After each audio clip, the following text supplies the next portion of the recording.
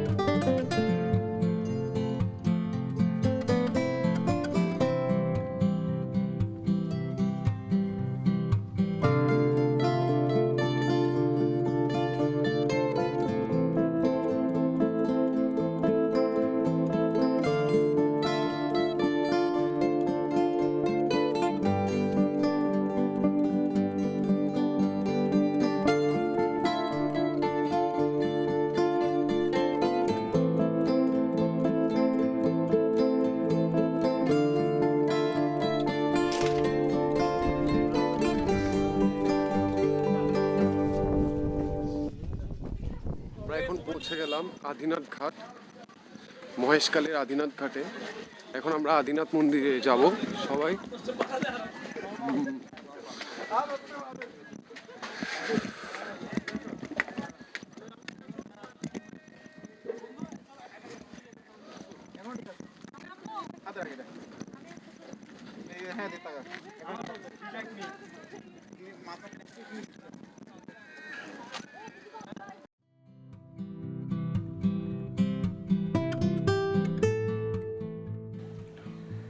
এই রাস্তাটা দিয়ে হেঁটে গেলেই আদিনাথ মন্দির পৌঁছানো যাবে।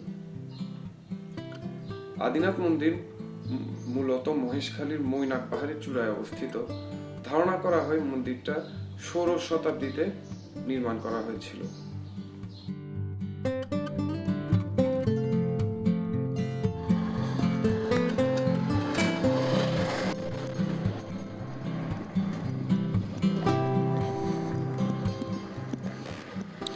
যে এদিকের বনগুলা পানিতে ডুবে আছে, ঠিক এগুলা মেবি ম্যানগ্রোভ বনই এগুলা। এই যে এই পাশেও সেম।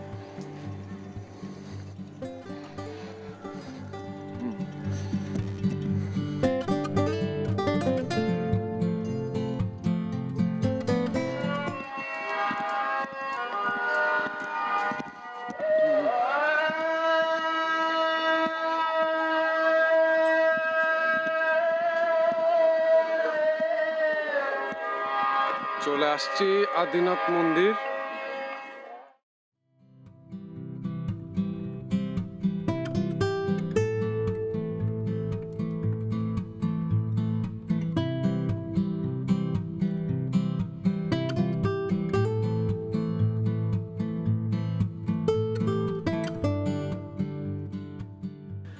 মন্দিরে ঢোকার আগে বাম পাশের এই রাস্তাটা দিয়ে ঠিক উপরে উঠে গেলে একটা পুরনো মন্দির দেখতে পাওয়া যায়।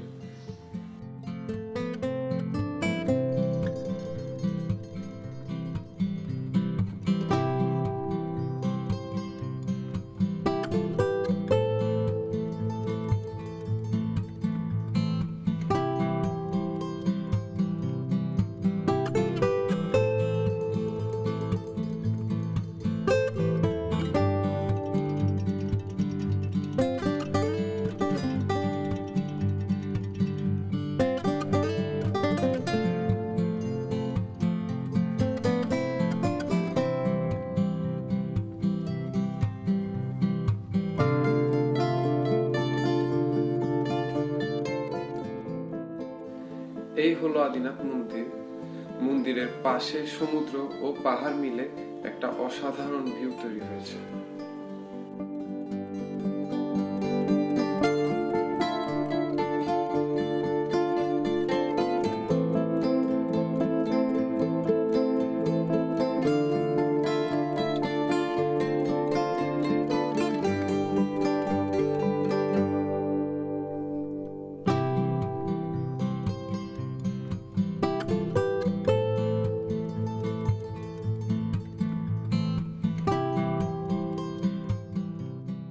আদিনাথ দেখা শেষ, এখন নেক্সট গন্তব্য সোনাদিয়া। সোনাদিয়া যাওয়ার জন্য টমটমে করে এখন আমরা যাচ্ছি সোনাদিয়া ঘাট। এটাকে ঘটি ভাঙা ঘাটও বলা হয়।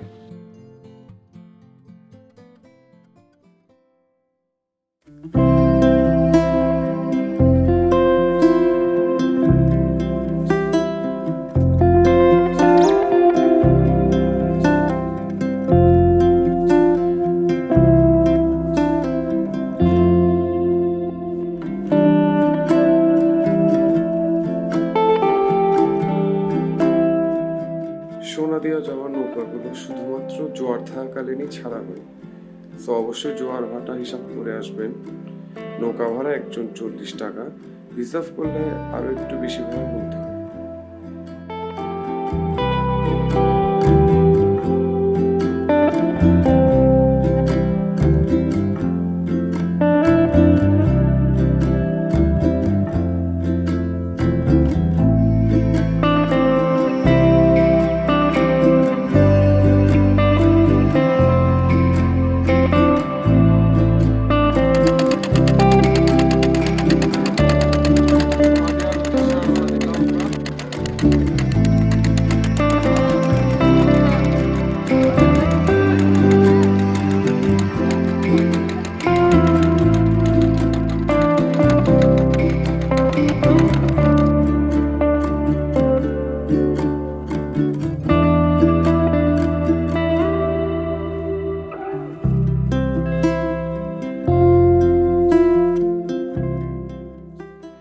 আমরা মূলত জসিম নামে একজনের সাথে কন্ট্যাক্ট করে যাচ্ছি।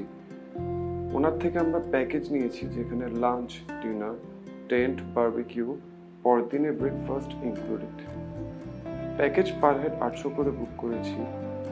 রাতে একজন লোকাল আমাদের টেন্ট পাহারা দেওয়ার কথা, যেটা জসিম ভাই অ্যারেঞ্জ করবেন।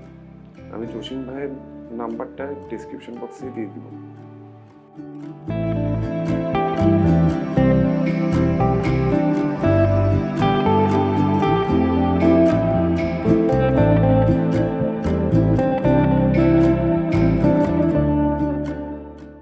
বোটে প্রায় 1.5 ঘন্টা সময় লাগে সোনাদিয়া পৌঁছাতে।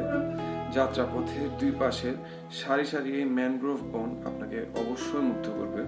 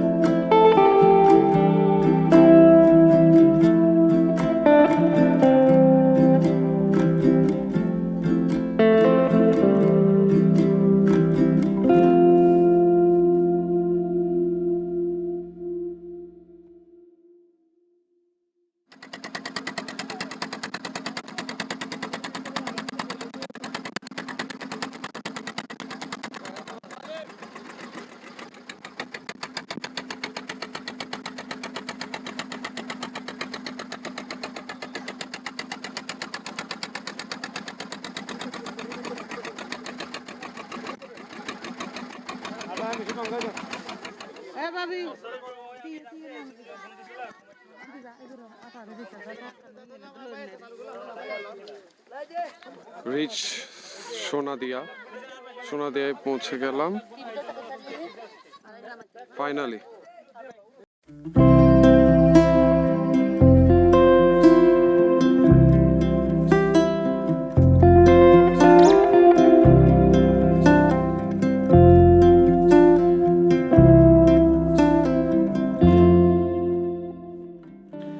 সোনাদিয়া কিন্তু বন্য প্রাণীর আবাসস্থল এবং সামুদ্রিক কচ্ছপের ডিম পাড়ার জায়গা। তাই এই দ্বীপের পরিবেশ যেন কোনো ক্ষতি না হয় সেটা অবশ্যই খেয়াল রাখবেন।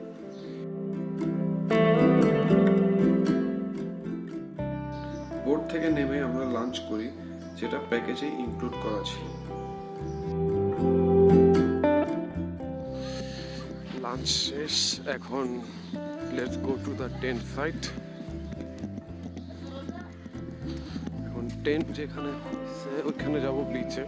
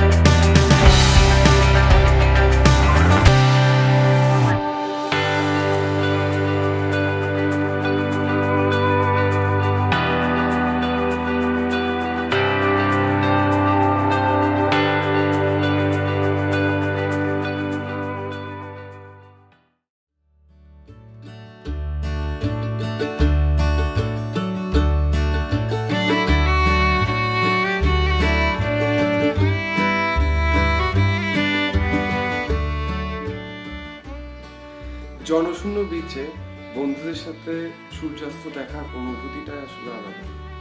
শুধু এই সূর্যাস্তটা দেখার জন্য হলেও একবার সোনাদিয়া আসা উচিত।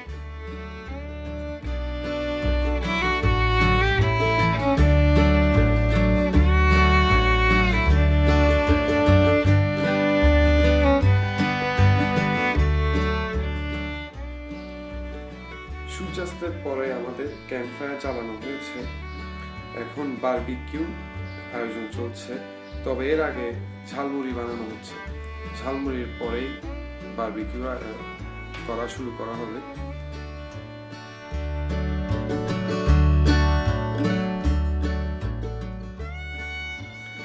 আপনাদের জন্য একটা সাজেশন অবশ্যই থাকবে, অবশ্যই অবশ্যই পর্যাপ্ত পরিমাণ ঠান্ডা কাপড়, বিশেষ করে যদি শীতকালে আসেন অবশ্যই একটা কম্বল নিয়ে আসবেন, না হলে রাতে যে ঠান্ডা বিচে সেটাতে পুরো কাহিল হয়ে যাবেন, সারা রাতই কোনো ঘুমাতে পারবেন না, এরকম অবস্থা।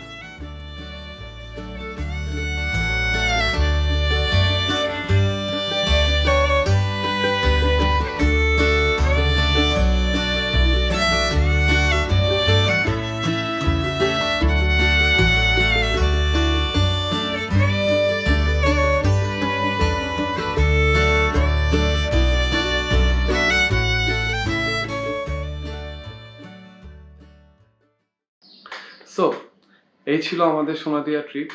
ভিডিওটা কেমন লাগলো সেটা কমেন্ট বক্সে জানান।